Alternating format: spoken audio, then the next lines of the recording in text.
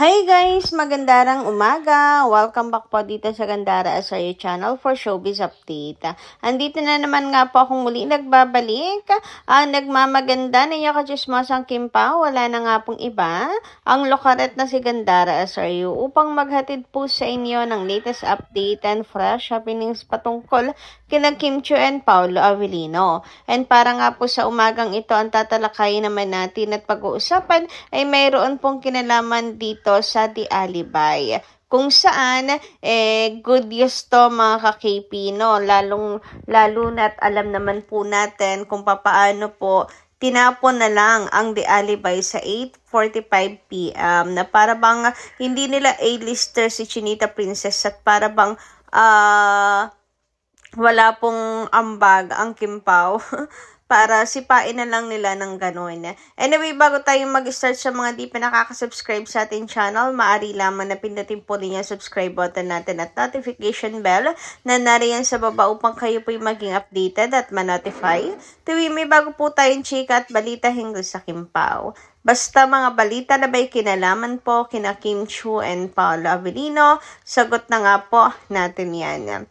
And naisin po pala natin magpasalamat sa atin pong mga taga-subaybay na araw-araw ay nakatutok po talaga sa atin pong mga daily updates. Sa pamamagitan ng pagbabasa ng ilang mga komento, upang mabigyan na rin ng tinig ang mga reaksyon, opinyon ng mga fans, diba, bilang taga-suporta nila Kim and Paolo. And eto na nga ang mga napili po nating basahin. Unang-una na po dito ang comment po ni Ma'am Dina La Fortesa. Magandarang umaga sa iyo, Ma'am Dina, at shout out. Sabi niya, Gandara, may blind item ang Marisol na may dalawang ka-love team. May dalawang magka-love team na sikat at 2 buwan ng hiwalay. Nasakal na raw yung babae dahil hinihigpitan siya ng sobra sa social media. Hindi pa raw umamin ay naghiwalay na. Posible kayang si Kim and Paolo yun. Sa last appearance ni Kim sa It's Showtime, nagsalita siya ng sinota mo ako. Bakit ligawan mo best friend mo? Sumagot si Vice ng movie yan ni Jolina at Marvin. Then nalaman natin na umalis pa-abroad si Kim for training. Since then, wala na tayo balita from Kim and Paolo.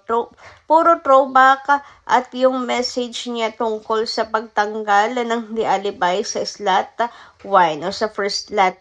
So, nung nakaraang comment pa po ito no, ni Ma'am Dina La Fortesa, at nang masasabi lang natin, fake news nga, kumbaga, totoo man na may dalawang magka-love team na sikat at naghiwalay, hindi pa man umaamin, ay hindi yun Kim Pao. Ma'am Dina, wag tayo mag-isip ng negative. At ayun na nga, napatunayan naman po natin na hindi talaga sapagkat okay na okay po ang Kim Pao. Ito nga po at napatunayan na magkasama sila sa Paris, may naglabasang ayuda. Si Kim po pagkabalik niya ng Pinas, pagkapasok sa Showtime, ay inamin agad na sa Paris po siya nagpunta. Kaya naman na wag po kayong mag-alala, yung mga blind item na yan, hindi po Kim Pao yan, okay? hindi naman po pinaghihigpitan ni Paolo Avellino sa social media si Kim. Baka sadyang natuto lang din si Kim na wag i-share lahat kasi gano'n naman talaga dapat. Happy nga tayo kasi si Kimi kahit papaano, 'di ba, marunong ng mag-limit. Hindi naman kasi lahat ng bagay dapat i-share.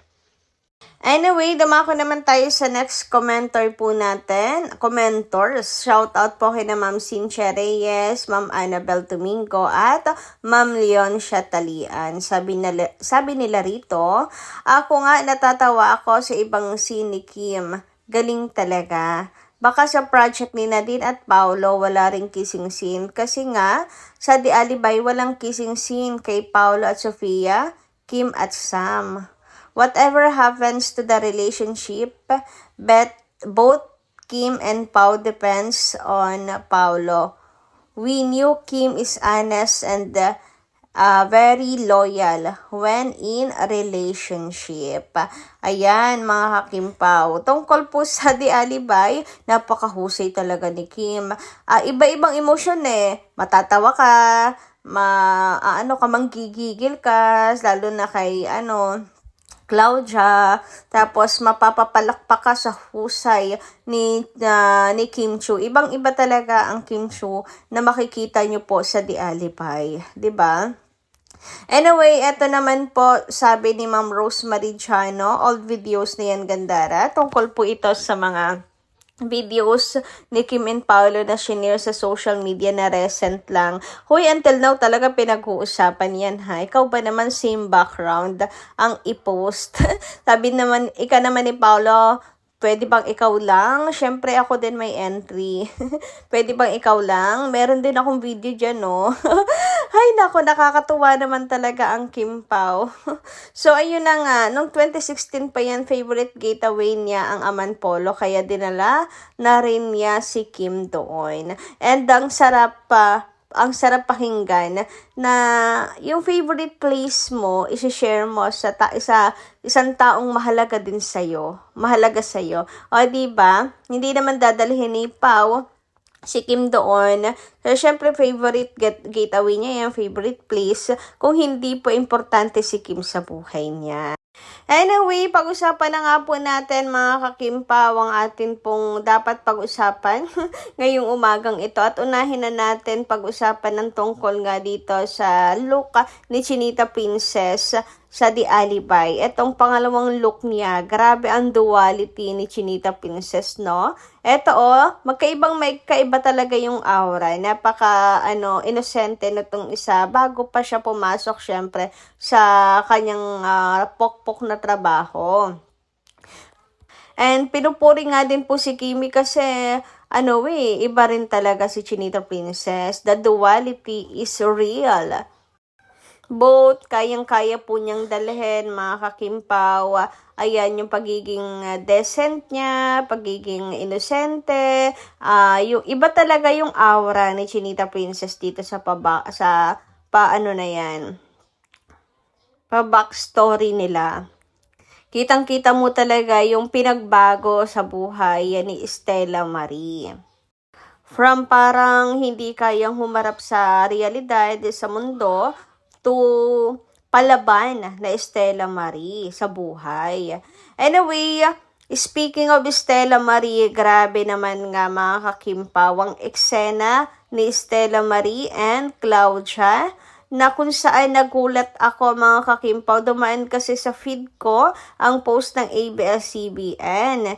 And grabe yung shares mga kakimpaw, 3.6k shares. Ang dami. Ito po yung bardagulan ng parehong kabit. Kung malandi ako, malandi ka rin. Yan yung post ng ABS-CBN. Talagang masyashock ka kasi yung likes pa lang, talagang umuulan, 127k.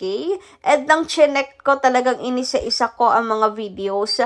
Grabe, 1 day ago pa lang yan mga kakimpaw, pero 6M na pala siya. Hindi kasi kita doon sa post kung ilang kung ilang views na. Kaya naman talagang pumunta ako sa reels ng ABS-CBN para ma-check ilan na po yung views. Kasi ang daming 3K na shares. Ang daming shares. Tapos biglang boom, bumungad sa akin 6 million views in just 24 hours. Grabe, nung ulan talaga ng engagement mga kakimpa, 127k reaction, 1.5k comments, tapos 3.6 shares. Grabe, nakaka-overwhelmed mga kakimpaw. Samantalang yung ipinalit po sa Di Alibay, sus ko, nasa 500k lang po ang mga videos. Wala pa po ako nakikitang million views sa pagbisita ko sa ABS-CBN News Reels. Ayun, syempre, tinignan ko yung mga views, ayan. Kaya naman nalaman ko 'Di ba ang layo ng agwat mga ka-KP, nasa 500 views lang pataas, gano'n. So, taob na taob talaga, pinataob talaga ng Kim Pao at patuloy pong pinapatunayan at nanampal ng katotohanan po sila Kim and Paolo. Iba pa rin po talaga ang Kim Pao. And ang dami pong pumupuri kay Chinita Princess. Grabe nga daw si Kim, ibang-iba na sa dati. Yung dating iyakin lang, yung role, yung dating pabebe lang ang role ngayon, ibang-iba. Sabi nga nila, yan ang gusto nila sa bida, palaban.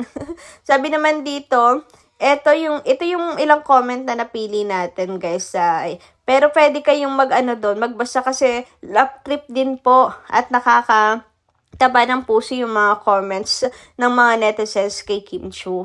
Meron akong nabasa dito, sabi, yung literal, na kapag ako nagsalita, sira mental health neto. Kasi naman 'di ba? Balik na balik talaga kay Cloud siya. Ang tapang-tapang nung una, tapos wala naman palang binatbat.